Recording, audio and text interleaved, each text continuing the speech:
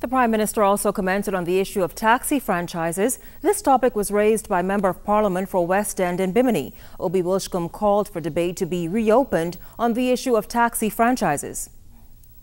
This, Mr. Speaker, that franchises ought to be given to the taxi drivers.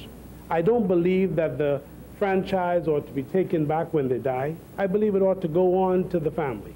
And I do so, Mr. Speaker, because when you consider the fact that they are contributing to the tourism industry of our country, when you consider the fact that we have laws and policies like the Hotel Encouragement Act, and we allow for even foreigners to come in and own some of our Crown land, Mr. Speaker, and we do give Crown land, what stops us from empowering taxi drivers by giving them a franchise?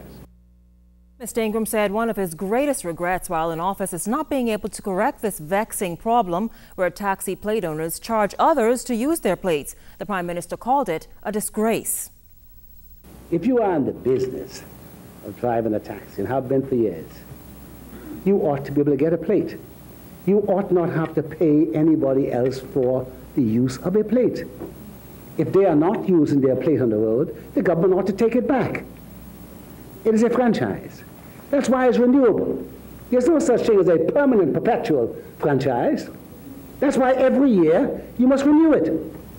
If you are not using it, then it ought to go back in the pot.